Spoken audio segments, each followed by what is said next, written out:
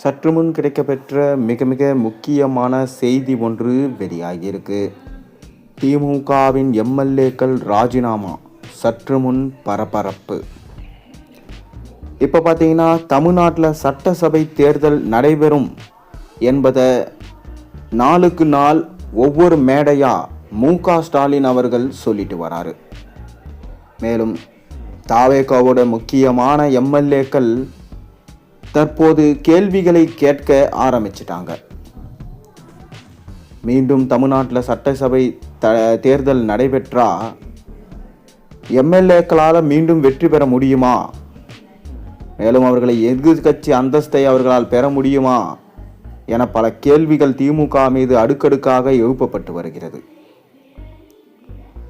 இடைத்தேர்தலை சந்தித்தால் திமுக மீண்டும் சட்டசபை தேர்தலில் தமிழ்நாட்டில் ஆட்சி கவிழ்ந்து மீண்டும் ஒரு தேர்தல் நடைபெறுவதற்கு வாய்ப்பே இல்லை.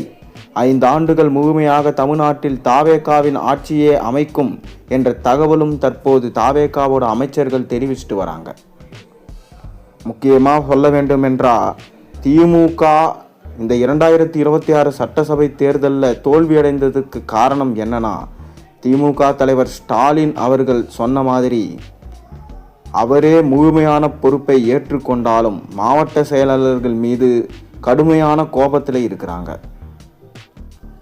மேலும் மாவட்ட செயலாளர்களால் தான் தற்போது ஆட்சியை இழந்தோம் என்கின்ற தகவலும் கிடைச்சிருக்கு. மூத்த அமைச்சர்களாக இருக்கக்கூடிய துரைமுருகன், பொன்முடி, KSSR ராமச்சந்திரன், ஏவா வேலு, செந்தில் பாலாஜி, KN நேரு இவர்களுடைய செயல்பாடுகள் மக்களுக்கு முழுமையான திருப்தியை ஏற்படுத்தலை. முழுவதுமாக நம்பிக்கையை அவங்க கைவிட்டுட்டாங்க. கிட்டத்தட்ட ஊழல் மட்டும்தான் எல்லா துறைகளிலும் நடைபெற்றது. மக்கள் அரசு பணிகள், அரசு உதவி பெறும் வகைகள் அனைத்தும் திமுக ஆதிக்கம் செலுத்தியிருந்தது. மேலும் திமுகவோட எம்எல்ஏக்கள் தங்களது சொந்த தொகுதியிலேயே ஒட்டுமொத்தமாக தோற்று ஓடிவிட்டார்கள். யாரும் ஜெயிக்க முடியாத சூழல் உருவானது. தொடர்ந்து திமுக தாவேகாவின் மீது வன்மத்தை மட்டுமே கொட்டியது. ஒவ்வொரு நிர்வாகிகளையும் தற்குறிகள், அணில் கூட்டங்கள், விசிலடிச்சாங்குஞ்சிகள் என அவர்களை கடுமையாக விமர்சித்தது.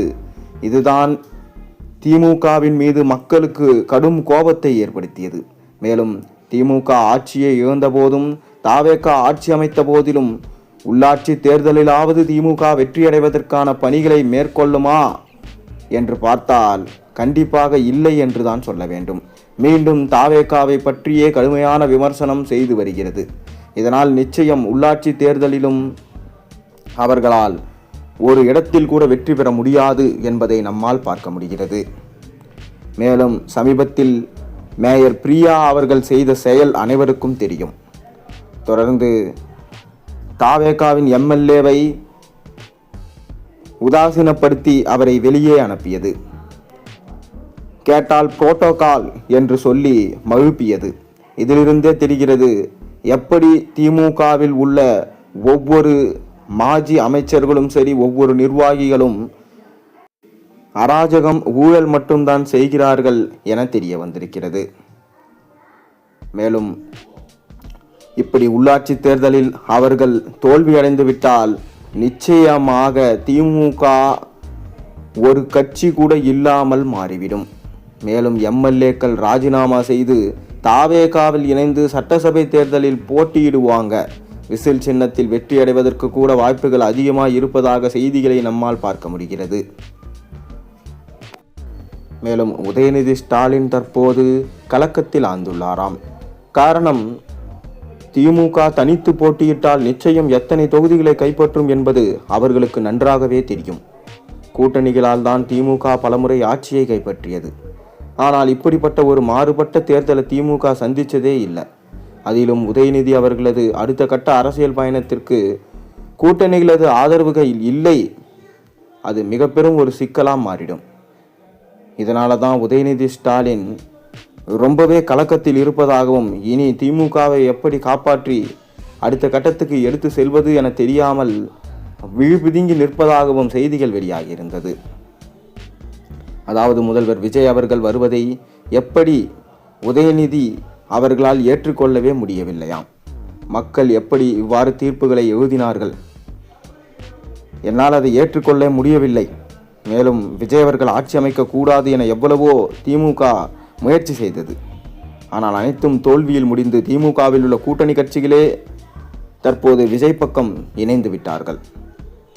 ஸ்டாலின் அவர்கள் செய்யாத செயலை விஜய் அவர்கள் செய்திருக்கிறார். அமைச்சரவையில் இடம், விசிக, முஸ்லீம் லீக், கம்யூனிஸ்ட் போன்ற கட்சிகளுக்கு அமைச்சரவையில் இடம் கொடுத்திருக்கிறார். இதனால் தான் திமுக கூட்டணியே கலைந்து விட்டது. ஆனால் உதயநிதி ஸ்டாலினோ சிறப்பான எதிர்க்கட்சியாக செயல்படுவார் என ஸ்டாலின் நினைத்தார். கடைசியில் அவர் சட்டசபைக்குள்ளே சனாதனத்தை பற்றி பேச்சு எடுத்து மீண்டும் சர்ச்சையில் சிக்கி மக்களது மனதில் காயத்தை ஏற்படுத்தும் விதமாக செயல்பாடுகள் இருப்பதாக பல்வேறு குற்றச்சாட்டுகள் வந்த வண்ணம் இருக்கிறது. மேலும் துர்கா ஸ்டாலின் அவர்களோ சேகர் பாபுவை அழைத்து இந்த தோல்விக்கு என்ன காரணம், அதற்கு காரணம் உங்களது செயல்பாடுகள் தான், நீங்கள் சொல்லிய தவறான கருத்து கணிப்புகள், மேலும் உளவுத்துறை சொன்ன ரிப்போர்ட்டை மறைத்தது, இதனால்தான் திமுகவின் தோல்விக்கு காரணம். என்னுடைய மகனை முதலமைச்சர் ஆக்கலாம் என நினைத்து கொண்டிருந்தேன். ஆனால் நீங்கள் செய்த செயலால் இப்போது எதுவுமே இல்லாமல் போய்விட்டது என கண்டிப்பாக சேகர்பாபுவிடம் கூறியதாகவும் அவரை வீட்டை விட்டு வெளியே துரத்தியதாகவும் இனி நீ எதுவும் செய்ய வேண்டாம் என கூறியதாக தற்போது செய்திகள் வெளியாகியிருந்தது. 2026 சட்டசபை தேர்தலை பொறுத்தளவுக்கு திராவிட முன்னேற்ற கழகத்தின் தோல்வி என்பது மீண்டு வர முடியாத ஒரு தோல்வியாக அமைந்தது மட்டுமில்லாமல் திமுக நிச்சயமாக உள்ளாட்சி தேர்தலிலும் வெற்றி அடைந்தே வேண்டும் என்ற கட்டாயத்துக்கு தற்போது தள்ளப்பட்டிருக்கு. ஆனால் அவர்களுக்கு பயம் தற்போது வந்துவிட்டது. உள்ளாட்சி தேர்தலிலும் பல கோடிகளை செலவு செய்து தோல்வி அடைந்து விடுவோமோ என்ற பயத்திற்கு தற்போது சென்றிருக்கிறாங்க. ஏற்கனவே செலவு செய்த பணத்தையே ஈடுகட்ட முடியவில்லை. மேலும் தற்போது செலவு செய்தாலும் சரி, அதை நிர்வாகிகளே அடித்துவிட்டு மக்களுக்கு கொடுக்காமல், ஒருவேளை மக்களுக்கு அளித்தாலும் கூட அவர்கள் வாங்கிவிட்டு தாவேகாவுக்கு தங்களது வாக்குகளை செலுத்தி விடுவார்களோ என்கின்ற பயமும் தற்போது ஸ்டாலினுக்கு ஏற்பட்டு விட்டதாம். மேலும் விஜய் அவர்கள் எப்படி சமூக அரசியல் செய்தாரோ, தொடர்ந்து குழந்தைகள் அனைவரையும் மனதில் விஜய் பதிய வைக்கப்பட்டு தொடர்ந்து தங்களது வாக்குகளை அப்பா அம்மாவிடம் கூறி விஜய்க்கு தான் ஓட்டு போட வேண்டும் என்று சொல்லியிருந்தாரோ, அதே போல இப்பொழுதும் நடைபெற்றுவிட்டால் என்ன செய்வது என தெரியாமல் திகைத்திருக்கிறார் ஸ்டாலின் அவர்கள். ஆனால் விஜய் அவர்களோ மக்களுக்கு பணங்களை வாரி இறைக்கவில்லை, தன்னுடைய உண்மையான முகத்தை காட்டினார். அதனால்தான் விஜய் ஆட்சியை பிடிக்க முடிந்தது. ஆனால் ஸ்டாலின் அவர்களோ ஊழல் ஆட்சியை மட்டுமே காட்டினார். அதனால்தான் எதிர்ப்பு அலையை அவர் மீது வீசியது என பார்க்கப்படுகிறது.